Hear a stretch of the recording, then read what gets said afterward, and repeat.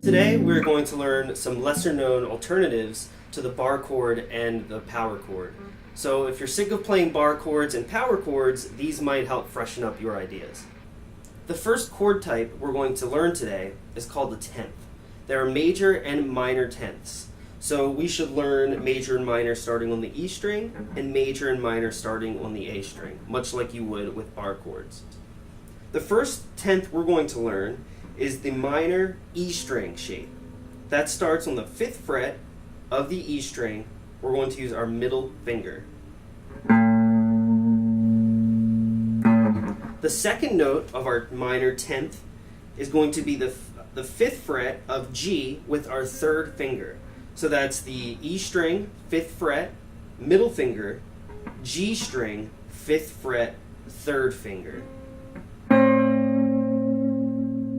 There's a couple ways we can pick tenths. We can use our thumb on the lower notes and our pointer or middle on the higher notes. Something like this. Thumb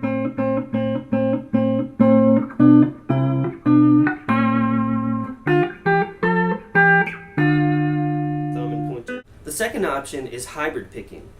Picking the lower notes and using your fingers on the higher notes. This lets you go into strums and palm mute a lot easier.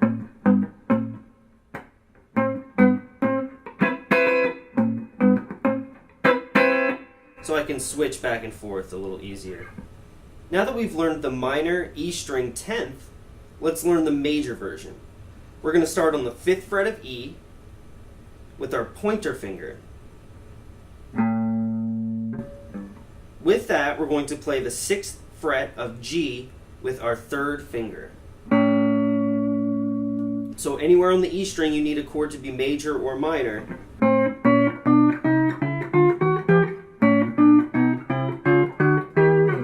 You can use these shapes instead of bar chords or power chords. Now that we learned how to play a major and minor tenth on the E string, we should do the same on the A string. We're going to start with the minor shape on the 5th fret of the A string, pointer finger. That's going to be paired with the 6th fret of the B string with our 3rd finger. And again, hybrid picking or regular finger picking, either one. The thing that's confusing about the minor shape on the A string and the major shape on the E string is that they're the same, but they're different tonalities. Minor on the A string, major on the E string. So that can be a little difficult to get used to.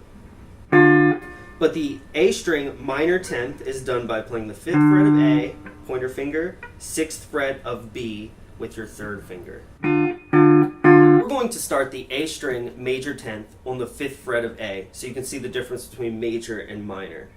We're going to use our pointer finger on the 5th fret of A with the 7th fret of the B string with our 3rd finger.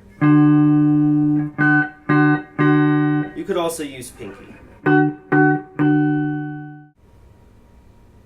Here's an example chord progression using tenths.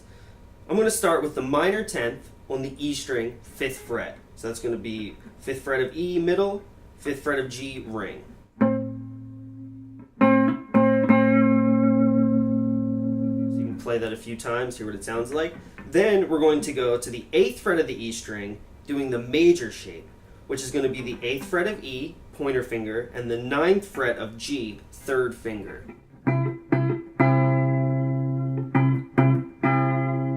So those are the first two chords we're going to do.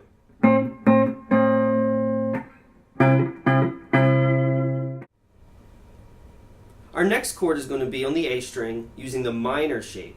We're going to play the 5th fret of A and the 6th fret of the B string with our 3rd finger. Our last chord in our example progression is going to be the major shape on the A string. We're going to start that on the 8th fret with our pointer finger And our third finger is going to play the 10th fret of the B string. And if you need to, you can also use your pinky for that. So if we put all those chords together, playing each 4 times,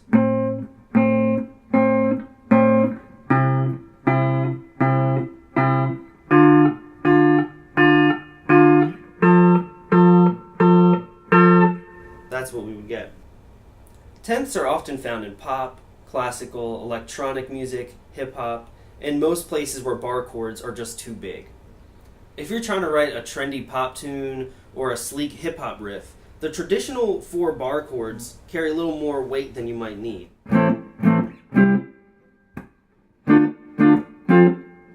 Versus tenths. Not to mention the mobility of tenths.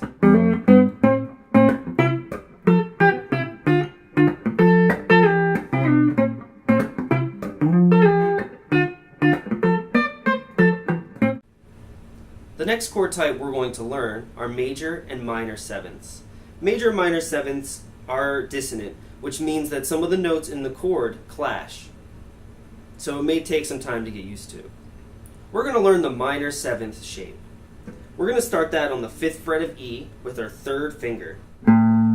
Next note is the 3rd fret of the A string, pointer. The next note is D string, 5th fret.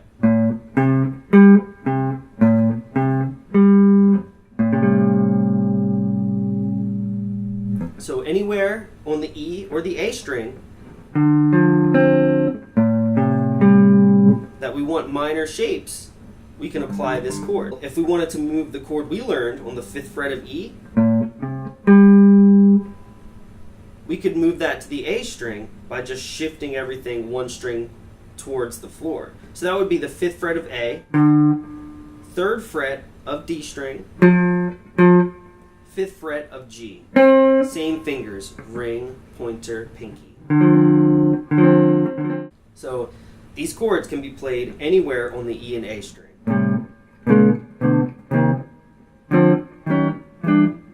Anywhere you want a minor chord on those 2 strings, this is the chord you could throw in there, minor 7. Now that we've learned the minor 7 shape on E and A, we're going to learn the major shape. It's going to start on the 5th fret of E, middle finger, 4th fret of A, pointer finger, 6th fret of D with our pinky. Also contains that dissonance that may take some getting used to.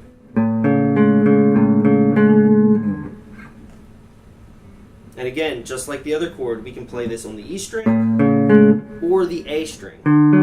So if I wanted to play that same chord shape on the A string, it would be 5th fret of A, middle finger, 4th fret of D, pointer, 6th fret of G, pinky. Just by changing strings. Same frets and fingers. So anywhere we need a major shape, we can try this out. At least on the E and the A string.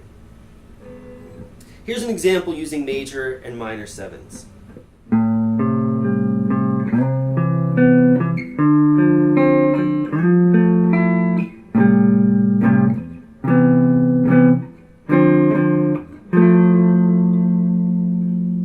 Something you might hear in R&B or jazz.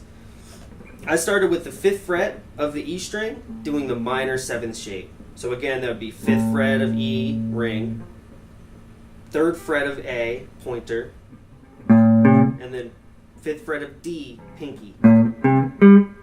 The next chord we went to is the 8th fret of the E string, and that's going to be the major shape. So that's going to be 8th fret of E string, middle finger, 7th fret of A, pointer finger, 9th fret of D, pinky. So then we're going to the A string. We're going to do the minor shape, minor 7th shape. So that's going to be 5, ring. That's going to be the A string, 5th fret, ring finger, 3rd fret of the D string, pointer, 5th fret of G with our pinky.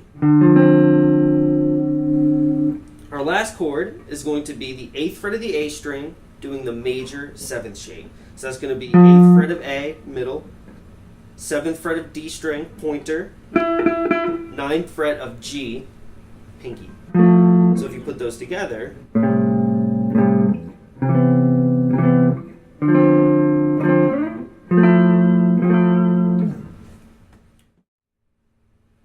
so if you're doing tons of bar chords and power chords all the time, try something a little different with these.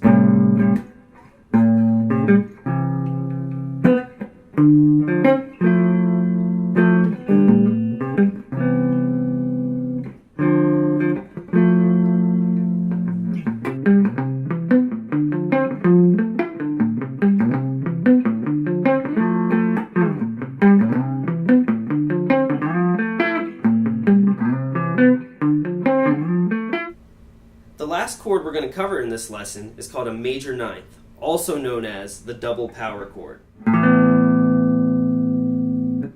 To play a major ninth, most people will play it with the power chord. So I'm doing that by playing the 5th fret of the E string, pointer, with the 7th fret of the A string with my 3rd finger. The 9th would be the 9th fret of the D string. So you can see that there's a power chord stacked on top of another power chord, essentially.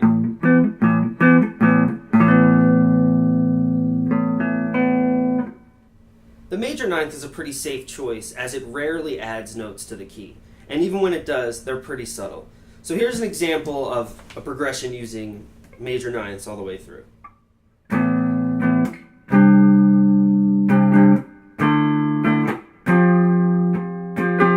First chord starts on the 5th fret of E, so that's going to be the 5th fret, pointer finger, 7th fret of A, 3rd finger. Pinky is going to cover the D string, 9th fret. Then we're sliding all the way up to the 8th fret of the E string.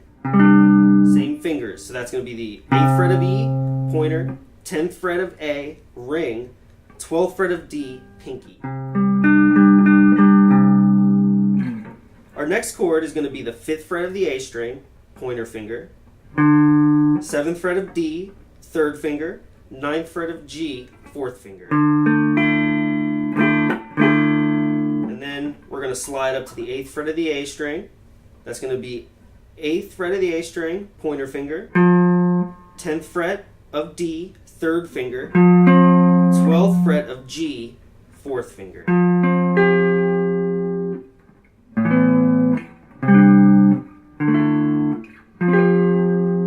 So instead of just doing power chords, or